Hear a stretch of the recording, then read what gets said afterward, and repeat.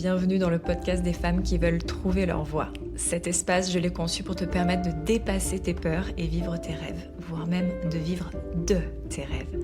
Il n'est plus question ici de trouver un simple travail, mais de trouver ton métier de cœur, qui t'apportera plus de sens, plus de richesse et permettra de participer au monde selon tes propres valeurs afin de créer un monde plus sain. Tu peux également me retrouver sur Instagram pour plus de contenu et suivre mon propre chemin dans mon travail de cœur qui me permet de vivre également mes rêves. Belle écoute à toi. Hello et bienvenue dans ce nouvel épisode où je vais vous partager les coulisses de ma vie, de maman, d'entrepreneuse, de femme qui est spirituelle aussi, de femme. Et j'aimerais commencer par le fait que, un peu étonnamment, un peu malgré moi, je me rends compte que, je serais plus entrepreneuse que maman. Mon travail prend vraiment, une place dans mon cœur qui est vraiment importante, ce qui voudrait pas dire que ma fille n'en prendrait pas une grande place, mais, ouais, je me sens plus, hem, entrepreneuse que je ne me sentirais, maman, ou, mère au foyer ou quelque chose comme ça. Et c'est quelque chose que on voit de plus en plus mentionné dans le monde de l'entrepreneuriat, mais on parle de cette dopamine, cette addiction à l'entrepreneuriat, tout simplement parce que, on va faire des choses qui sont souvent challengeantes. On va souvent porter des projets, hem, on va, rencontrer de plus en plus de visibilité, donc potentiellement de succès et qui a comme une addiction, en fait, à ça, qui alors selon moi part quand même d'une blessure de l'ego, mais je pense qu'on a besoin de mesurer en tant qu'entrepreneur que, il y a une espèce d'addiction parce qu'en fait, il y a des sensations fortes dans l'entrepreneuriat et ça je l'avais pas vu parce que je m'estime être plutôt quelqu'un d'un peu patachon,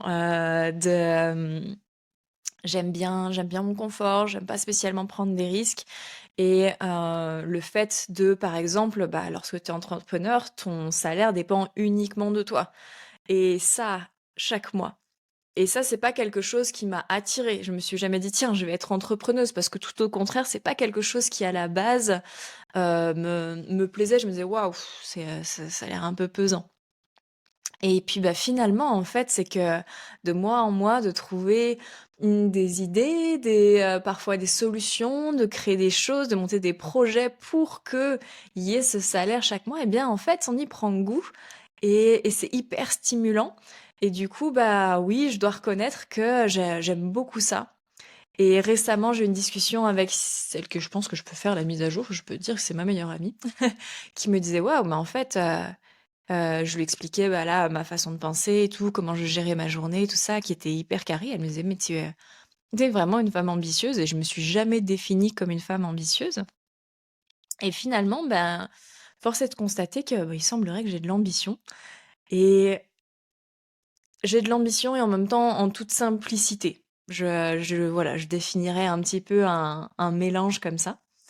Donc voilà pour, déjà l'aspect, travail, maman. Sur un plan très terre à terre, alors, lorsqu'on vient écouter les coulisses de la vie de quelqu'un, souvent on a envie de savoir s'il y arrive ou pas. Alors je peux vous mettre à l'aise, j'ai vraiment beaucoup de choses que j'aimerais pouvoir mieux faire. J'ai l'impression de faire beaucoup de ratés. J'ai souvent ce sentiment de pas faire assez bien. Cependant, ça fait, alors que je suis vraiment, à mon compte, ça fait maintenant 10 ans que je me considère comme entrepreneuse, je pense que ça fait 4-5 ans. C'est-à-dire que j'ai conscience que j'ai une entreprise et pas juste que je travaille avec le truc qui me passionne. Je suis pas juste thérapeute, voilà et donc finalement, le fait de m'être dit: «Tiens, j'ai une entreprise, je suis entrepreneuse», m'a demandé à mettre en place une certaine structure.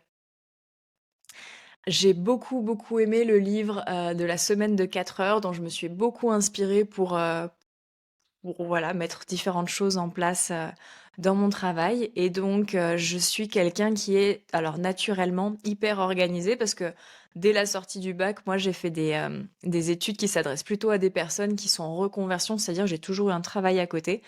Donc ça demandait que je travaille chez moi, de par moi-même et donc voilà, étant quelqu'un de très structuré, en fait, très tôt, ben, j'ai dû comme amplifier cette structure et donc voilà, moi je suis hyper organisée. Je travaille sur le temps d'école de ma fille, c'est-à-dire que finalement je travaille peu d'heures. Je travaille de 9 heures à 16 heures le lundi, le mardi, le jeudi et le vendredi, ce qui est plutôt cool en soi. Mais pour que ça soit possible, bah, d'avoir une entreprise, d'être rentable, de monter des projets, cette année, j'ai quand même monté une école, avec si peu de temps, il y a besoin d'être assez structuré, je trouve et donc, en étant toute spirituelle que je suis, en écoutant mon intuition, en suivant parfois le flow eh bien, j'ai quand même beaucoup plus de structure et de focus. C'est-à-dire que mon temps de travail, je travaille. Je coupe toutes les notifications. Si j'ai des appels qui sont pas urgents, je ne les prends pas. Il y a mon mari qui rénove notre maison, qui passe et tout, qui se poserait bien pour discuter pendant son café, mais je travaille.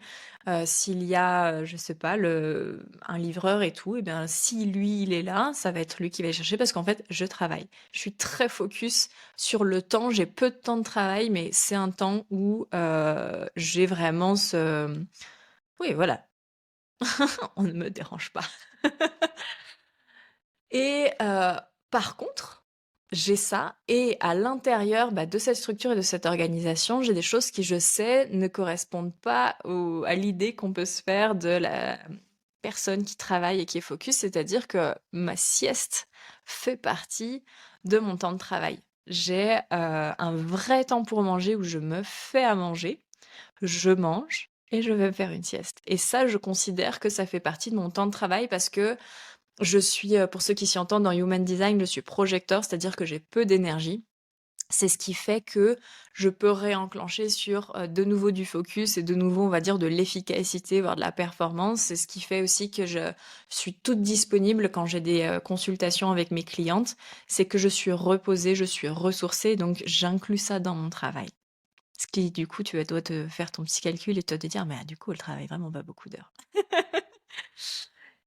Et donc voilà, là, c'était vraiment pour, cet aspect, très, ma vie d'entrepreneuse, on va dire, dans laquelle je mets beaucoup de cadres. Je mets aussi du cadre avec mes clientes. Un cadre bienveillant, mais un cadre qui est clair, c'est-à-dire qu'elles savent que sur les groupes qu'on peut avoir dans mes différents programmes, je vais répondre une fois par jour. Beh, c'est-à-dire que je vais répondre une fois par jour. Je viens potentiellement pas plus. Il arrive que j'ai l'élan de venir plus, mais c'est pas quelque chose, c'est pas un dû, c'est pas voilà, ce sont des choses installées. Je demande des j'ai et voilà, il y a plein de toutes petites choses, mais qui sont cadrées. Par exemple, elle ne me contacte pas par audio parce que, quand j'ai laissé faire ça et bien, c'était des: «Ah attends et machin» et continuer l'audio, puis: «Attends, je vais aller voir mon fils, il m'appelle, na C'était des audios qui prenaient beaucoup de temps que je n'ai pas. Du coup, moi, je vais leur répondre pour pouvoir répondre de façon très qualitative. Je peux parfois prendre un audio pour prendre le temps et je vais leur faire un audio de 10 minutes. Elles auront absolument tout dedans. Elles ont un podcast personnalisé. Par contre, moi, on m'écrit parce que ça demande d'être plus succincte, parce que j'ai différents groupes et que rien qu'avec les audios, je pourrais y passer ma journée. Donc voilà, je cadre aussi beaucoup mes clientes, ce qui n'empêche pas d'avoir beaucoup d'amour, parce qu'elles ont toute l'intention que je peux donner, vraiment. En général, les personnes sont enfin, j'ai que des retours de personnes qui sont très satisfaites et puis qui ont beaucoup aimé ces espaces. Mais voilà, je cadre et c'est pas quelque chose qui est confortable à faire, c'est pas quelque chose que j'ai fait dès le début, parce que, ben, on a toujours peur de dire: «Bah, là, si je dis non, si je dis que la limite elle est là, la personne elle va penser que je ne l'aime pas», ce qui du coup est faux. Et je cadre également, j'ai ma mère qui peut faire de très longs audios, bah, ça j'écouterai que à la fin. Même si c'est reçu par la personne comme étant: «Ah mais elle me donne pas tout son temps, elle doit pas m'aimer, ou c'est pas une gentille personne», et bien ça on peut en discuter à part, mais ça n'est pas la vérité. On peut aimer de tout son cœur quelqu'un et poser un cadre qui est bienveillant pour soi-même, et ça c'est vraiment quelque chose que, dans toutes les sphères de notre vie, je peux que vous inviter à faire. C'est vraiment une pépite. Hem, Ensuite, eh bien, pourquoi en fait, je vise autant d'efficacité, de focus quand j'ai mon temps de travail? C'est parce que ça me laisse du temps de libre et je veux que ce temps de libre, ce soit un temps de qualité. Je veux que ça en fait, je ne veux pas être que cette femme qui travaille dans ma vie. J'ai mon père qui a énormément travaillé, que j'ai peu vu et je ne veux pas que le travail vienne comme déborder sur ma sphère, on va dire, privée, même si du coup les choses, à mon sens, on n'est pas des individus compartimentés. Lorsqu'on travaille à son compte, on travaille tellement avec son être que, on a, ouais, on peut facilement, ben, voilà, toute notre vie est prise aussi par cette chose et notre vie sert aussi, notre travail et cetera. Et donc moi, je voulais pas, que mon travail prenne toute la place et c'est très important pour moi, c'est d'où, voilà, ce focus, cette efficacité et donc c'est soit moi qui pose ma fille à l'école, soit moi qui vais la chercher. On prend un temps ensemble de goûter et en fait, à partir du moment où j'ai arrêté à 16 heures de travailler et des fois j'arrête même avant, je suis vraiment disponible et ça, c'était hyper important d'être disponible et en fait, c'est assez fin parce qu'on peut être là physiquement, mais pas être disponible psychologiquement et je voulais être disponible, disponible quoi, vraiment. Et donc voilà, on peut avoir des temps très simples. Moi, c'est moi, je suis Taureau. À partir du moment où j'ai ma famille et de la bouffe, je suis heureuse. Je disais récemment à une copine que je me sentais accomplie dans ma vie. Maintenant, j'avais, une baignoire et du temps pour faire des gâteaux. Et c'est vrai et tout à l'heure, je disais je me définissais pas comme ambitieuse parce que ça, c'est vraiment mes valeurs, c'est vraiment ce ce à quoi j'aspire dans une vie, c'est ça. Et en même temps, ça m'empêche pas de chercher comment faire encore plus de chiffre d'affaires, et cetera, et cetera. Et du coup, les 2 tout peut coexister et c'est peut-être le message de fond, de cet épisode, c'est de se dire qu'on n'a pas à rentrer dans des petites cases. Il y a pas à ce que ça soit ou et ou. C'est on peut tout être. On peut tout être, on peut tout avoir, mais ça demande un peu d'intelligence pour pouvoir faire cohabiter ces différents, principes qui, dans nos sociétés, peuvent paraître opposés. Et donc voilà, j'ai un temps de maman, très simple tous les jours et les mercredis en particulier et j'essaye toujours de trouver un dosage entre, lui offrir une belle enfance et m'offrir à moi de bons moments avec elle parce que c'est pas forcément la même chose. Disons que ma fille, c'est pas forcément, elle a pas la passion gâteau, mais moi, c'est un temps qui me fait plaisir de faire des gâteaux avec elle. Mais ça, c'est plus pour moi et après, elle est pas obligée, elle collabore ou pas.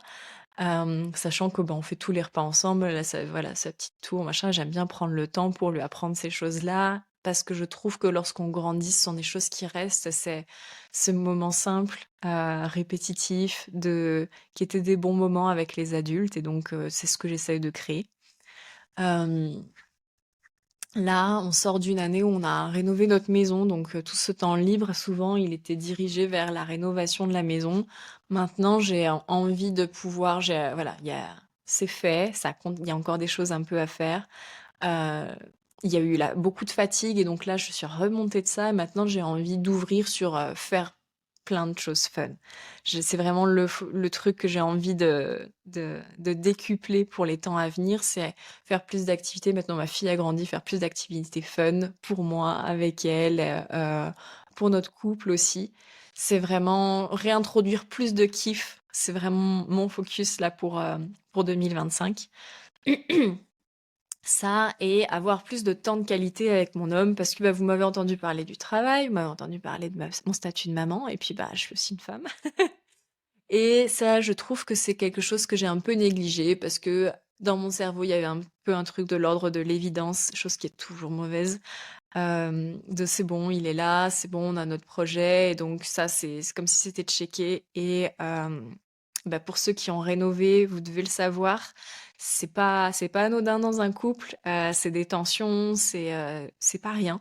Donc j'ai vraiment envie d'arriver à plus prendre soin de nous, donc qu'il y ait des temps vraiment pour nous et donc là, on a décidé qu'il y a peu qu'au printemps, on ferait du cheval ensemble et j'ai envie, voilà, qu'il y ait des moments plus conscients à 2 parce que dès que notre fille est couchée, on est tous les 2 mais finalement, on est devant un écran, c'est pas tant que ça qu'on va prendre le temps de discuter parce qu'on a fait nos journées, qu'on est fatigué, qu'on a aussi besoin d'autre chose donc il y a besoin, je trouve, de mettre plus d'attention ailleurs, qu'il y ait un temps spécifique pour ça. Sachant qu'on est dans un endroit où on n'a pas nos familles, donc ça pose la question aussi de que faire de notre fille dans ces endroits-là, mais c'est juste de l'organisation pour pouvoir répondre à ça. C'est quand même pas si compliqué, mais il y a toujours, je trouve, besoin d'y mettre une vraie attention, sinon on a tendance à ne pas faire les choses, à négliger. Et j'ai envie vraiment d'avoir tout. J'ai envie d'avoir une relation amoureuse de qualité, j'ai envie de m'épanouir dans mon travail, j'ai envie de profiter d'être maman et je crois vraiment qu'on peut tout faire. Seulement, ça demande de la conscience et du focus. Et là-dedans, eh bien, j'oublie pas des temps pour moi et enfin, j'ai tendance à oublier. C'est ce que, c'est ce sur quoi je suis pas très satisfaite. Hem, qui va faire partie de plus de kiff pour 2025, c'est aussi des temps pour moi et donc il va falloir trouver de l'espace pour des temps pour moi et des temps pour mon couple. Mais je suis assez confiante avec l'emploi du temps que j'ai pour que ça se réalise et ça a déjà commencé à être fait. Hem, dans ces temps pour moi, c'est aussi un peu comme des temps de rien, des temps où en fait je peux laisser comme juste émerger de quoi j'ai envie, laisser émerger mon intuition qui peut également servir mon travail. Hem, parce qu'il y a besoin de temps comme de silence, il y a des temps de rien. Toujours en tant que projecteur, moi je suis très mon énergie est toute ouverte à écouter l'extérieur, ce qui fait de moi quelqu'un qui est très bon pour mieux sentir parfois même que la personne, comment elle se sent dedans, d'où vient le problème. Mais du coup, quand il est question de trouver les choses qui, moi, m'animent, ça me demande comme un véritable effort. Donc j'ai besoin pour ça d'être seule, sinon je suis toujours en train de capter les infos à l'extérieur. Et donc voilà, ces temps pour moi, c'est également des temps pour réajuster la boussole et puis prendre des temps d'écoute plus subtils pour être mieux guidée et ça, je suis convaincue, mais à 300 que ça fait gagner du temps. Parce que combien de fois dans notre vie, on fait les choses, on fait les choses, on fait les choses et c'est pas de faire qui accélère, c'est de faire les bonnes choses et ça, je pense vraiment que il faut que je sois vigilante à pas me laisser happer et avoir par ça, par toutes les choses à faire pour vraiment faire les bonnes choses et souvent il y a pas besoin d'en faire des tonnes. Je suis convaincue que c'est également une voie d'abondance, pour gagner plus. Ce n'est pas en faisant. J'ai appris cette année à déléguer, il faut que je le fasse beaucoup plus. J'ai vraiment envie de développer ça, parce qu'il y a pas besoin que ce soit moi qui fasse certaines choses. Par contre, que moi je fasse les bonnes choses, ça c'est capital. Donc voilà, je ne fais pas parfait. Je sais que je fais de façon plus consciente et plus organisée que la moyenne et ça me donne déjà une vie très slow life, une vie que j'aime bien, une vie où je peux vraiment beaucoup partir en vacances, ou une vie où j'ai du temps pour, plein d'autres choses que mon travail.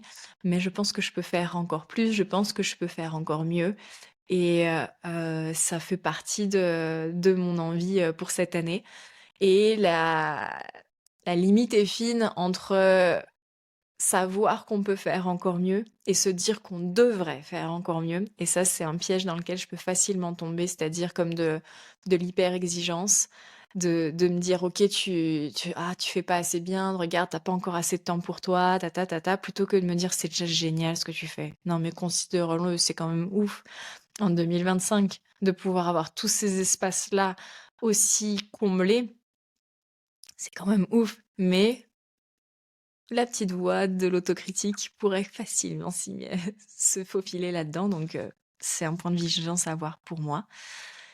Et le dernier point des coulisses que peu savent, c'est que, j'ai envie désormais, à partir de l'année prochaine, de nous expatrier une partie de l'année. Ce qui, bah, va demander, pas mal de réflexion.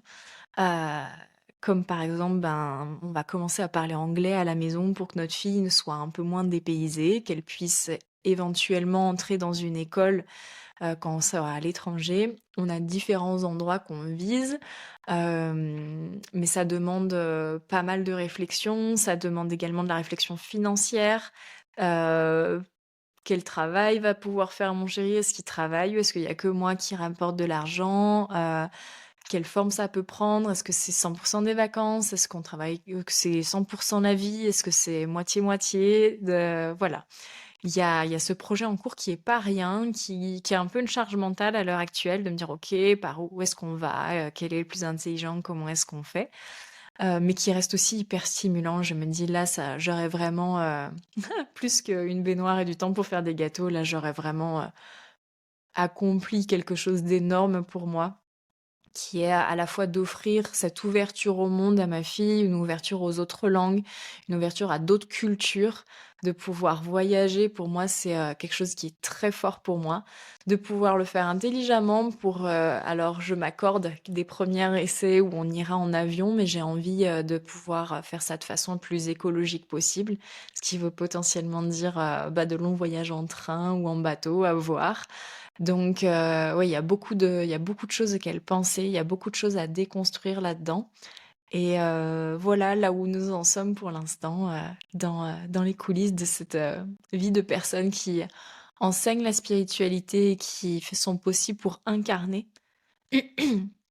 tous ces, tous ces préceptes spirituels parce que je pense fondamentalement que la spiritualité, lorsqu'on a fait le tour, on voit qu'il y a des choses qui se contredisent, on voit que on peut facilement se perdre dedans. Ça peut être une fuite et pour moi, pour avoir fait, alors je sais pas, je peux pas dire que j'ai fait le tour, mais pour avoir beaucoup cheminé là-dedans, je me rends compte que la spiritualité, la vraie, c'est vivre et j'ai vraiment envie de vivre, mais à 100. Ne pas oublier, pas qu'il y ait des barres de flemme, qu'il y ait des barres de «j'ai trop peur» qui m'empêcheraient de faire des choses. J'ai vraiment envie de vivre pour de vrai et je suis pas quelqu'un qui est fan des choses répétitives et du quotidien et donc ça, bah, ça demande de se bouger les fesses. Voilà, c'est, terminé pour ce petit tour des coulisses. N'hésitez pas à me dire si ce genre de contenu vous plaît, que vous en avez envie de plus. Je pense pas que raconter ma vie, constamment soit quelque chose qui me convienne, mais vous donner peut-être plus de choses personnelles, plus d'humaine peut-être dedans. Dites-moi si c'est quelque chose qui est parlant pour vous et je vous dis à bientôt dans un prochain épisode. Pour ton écoute. Si ton cœur est ouvert à soutenir mon travail et à aider à l'expansion des messages qui sont diffusés dans ce podcast, sache que si tu laisses 5 étoiles sur la plateforme et encore mieux un petit commentaire que je me régalerai à lire, il aura un énorme impact positif pour moi et je t'en remercie d'avance.